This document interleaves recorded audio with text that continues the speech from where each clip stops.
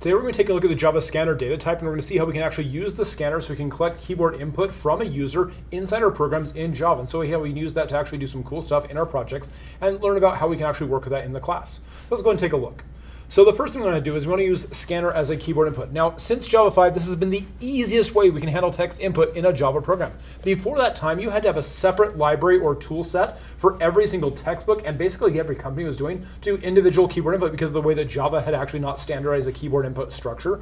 And so scanner really handles that really well, and so it makes life so much easier. So we don't have to do that icky code development that we have right there. So in order to use the scanner, we have to actually allow some external Java content, and we use an import statement to make that happen. So our import statements are how we actually talk to things that are outside of our current package or project structure, so we can actually add that content to it. Now, scanner is built into Java, but we have to tell Java that we're using something that's outside of the java.lang package. And so to do so, we use the import statement to make that happen. And an import statement happens at the top of the file, and it goes at the top of the file below any package statements that are present. So if you're using packages, it goes below the package structure, but it goes above the actual class header. So that's where we would actually see that happen. We can see an example of that right here. And so when we're using an import statement, I have my package statement right here. So I have keyboard.controller for the package. If you're not using packages, just ignore that top line right there because it won't matter for you. But then we have the import java.util.scanner right up there at the top of the file. So that's where that would actually happen. If we want to actually use the scanner, though, we have to make sure we initialize it. And so the scanner constructor requires a parameter so we can initialize it. And that constructor parameter represents the source that that scanner is using so we can actually process the text in Java. And if we want to use keyboard input for that, the source for that is going to be system.in. And that might be similar to what you've seen with system.out. It's exactly that. It's the opposite of system.out. So we're talking about keyboard input instead of console output. And then we can see an example of that right here. And so in my controller class, you can see I have a private scanner data member right there. And inside my constructor, I'm initializing that keyboard input variable with this.keyboard input. I'm using the this keyword to talk about the current object. I'm initializing it with the new keyword, a call to the scanner's constructor with the same name as the class right there. And then the parameter for that constructor call is system.in. And again, you have to have a parameter for that, specifically when you're talking about scanner for the keyboard, to use system.in as the parameter for that keyboard input. So that's we have that happening right there. Now, a scanner can read primitive types from the keyboard very easily. We have three methods we have to do for that. We have nextInt, nextDouble, and nextBoolean. The nextInt method takes the next whole number, and it includes a sign operator if it is present. So if you don't type a plus sign, it assumes it's positive. But you can type a plus or minus sign to explicitly call it whether it's a positive or negative value. The same works for nextDouble. That one, however, takes the next floating point or decimal number, aka number that has a decimal point in it. And that also includes a sign operator if present. And the next Boolean allows the next true or false value to type in, and that's it, just true and false. And so with the primitives, they can only accept those three data types you're working with: whole numbers, decimal values, and Boolean types. So if we want to use nextInt, I've got a method right here that actually demonstrates that right here. So I have collect integer input. As you can see, I have an int variable named number, and I use my prompt with a systemout.println statement. So I ask the user to type in a whole number, and it collects that using keyboard input.nextInt. And that nextInt, then that method returns an integer value, which is assigned into the number variable. And I print that back out, and I have them to type in a negative number and use that same nextInt call because I don't ask for a positive integer, I just ask for an int, and I output that number as well. We can see the results over here on the right, where I have my using scanner with primitives, and then please type in a whole number. I type in 3, you typed in 3. Using that output statement, type in a negative whole number, negative 12, and you typed in negative 12. So you can see right here how we are using a sign operator to collect that information from it. If we use nextDouble, it's the same basic process. You can see on my code I have a double decimal value. That same prompt with a systemout.println, passing it this time asking a number with a decimal point, and I type that in, and then type a negative number, the same approach right here with that same giant spiral of zeros. So I can type in negative 235.223.0000004, and I can have that same value typed back in. So with nextDouble and nextInt, it's the same basic process. I just use the nextDouble to assign into a double variable, the nextInt to assign into an int variable. Boolean is almost the exact same. So again, I declare a Boolean variable, in this case, logical value, and I type in true or false, and I use my keyword input to get the next Boolean, and you typed in false. Oh, false is what's typed in. Type in the one that you didn't type before. True. You supplied true. So you can only type in those exact values. However, if we do not type the correct values, we're going to get an input mismatch exception. If you type the wrong kind of value in for a method that accepts only a primitive type value like nextInt, nextDouble, or nextBoolean, your program is going to throw an input mismatch exception. It's going to crash your program. And so in order to solve that, we have to make sure we always prompt the user to correctly type in the right kind of information so we don't actually break our application. We can see that happen right here. So using the scanner primitives, please type in a whole number. I wrote the word whole number.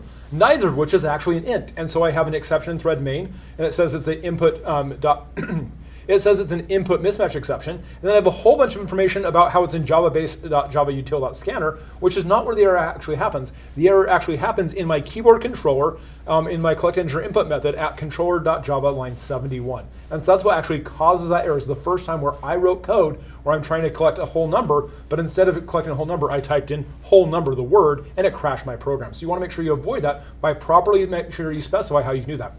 We'll talk about how we can actually avoid errors from that by using user input and having more control with that, but that's for another time.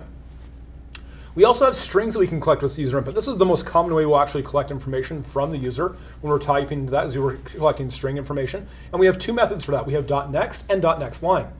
The .next method gets the next piece of whatever's typed as a string, the next token of information. That can be a word, that can be a number, that can be the word true, anything like that. It gets up to but not including the first piece of white space, which includes spaces, tabs, and the enter key press.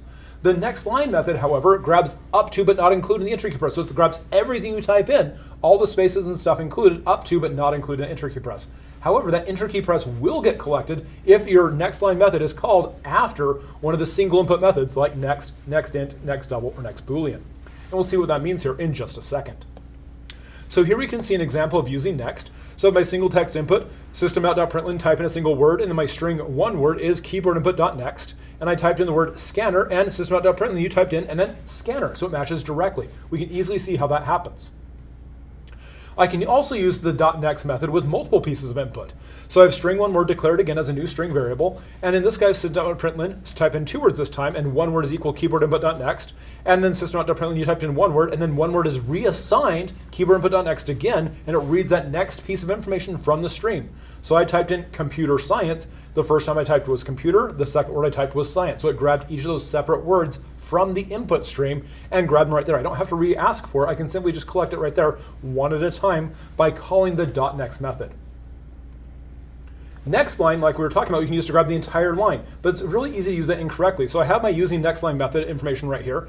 And so I have my incorrect use of nextLine first, and we can see on the right-hand side that we have the scanner and then computer science, and incorrect use of nextLine, type in a sentence, and then it immediately skips past it, and it's ignored because the nextLine call right there where it says all you typed equals keyboard input.nextLine ate the enter key press, and it ignored any user input because there was not a time to grab that.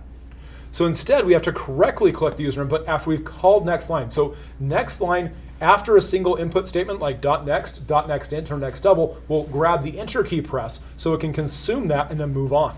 So keep that in mind. You have to make sure if you're using single input, you use a nextLine to capture the enter key press to move on past that. So we'll go ahead and use that correctly. So I have my system.println correctly collect user input, and I've already ate that next line right there, or excuse me, I've already eaten the enter key press from the .next call on science, and so I type in a sentence, we are using a scanner with keyboard input in Java. I grab that whole sentence right there, and it repeats that process for we are using a scanner with keyboard input in Java for that .next line for that print right there. And we use that because we already consumed that enter key press after that single input call. So that's something we want to talk about as we go through this, is making sure that if we're using a single call, that we properly handle that enter key press afterwards by calling nextLine. So multiple inputs. If your computer's designed, if you have your program designed to collect multiple inputs one at a time and use multiple types inside separate variables or whatever, you want to make sure that every time you collect that individual user input, you want to clear that out so you can properly make sure you grab only the right thing at a time. Otherwise, you're going to throw that input mismatch exception again. You can prevent that, like I said, by calling nextLine after each time you collect input. So you ask for the next int, you use the nextLine to clear out the rest of whatever input possibly might be typed in by the user, and then ask for the next value you're looking for one at a time. If you have a nextLine after each of those single input calls, it'll clear out the content of the stream that's in there from the keyboard input and allow you to process the next request information from your prompts that you're giving to that user. Otherwise, you probably will skip user input, causing your problem either to crash or unexpected values to be assigned to the variables you're working with, which we don't want either way. Okay. Finally, when we finish with the scanner, we want to make sure we close that. So you can only have one scanner instance per application, and since that scanner is working with an active stream of data, we want to make sure we close it when we're done. This is to make sure we are having proper we want to make sure we're practicing good code structure techniques. We want to prevent potentially corrupting our data stream. Now with the keyboard input stream, we don't have to worry about corrupting that. It's not going to happen. But we want to get in the practice when we're working for bigger projects down the road, and also for security purposes, we don't want to leave open resources available after we're accessing a program. So we always want to close them when we're done, making sure we're practicing good security patterns. And so the scanner instance is closed by calling the close method on your scanner instance variable. And it's really quite easy. And we can see it right here with our example. In my start method, I can see that I'm using my scanner with primitives, and I have my 3 methods for integers, floating points, and booleans.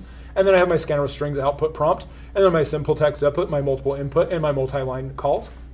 And then finally, I have the keyboard input.close to close that scanner, which shuts down access to the keyboard input stream and closes my application accordingly. So that's just a quick review of how you can use Scanner. I hope this is helpful. Cheers, we'll see you next time, and have a great day. Bye-bye.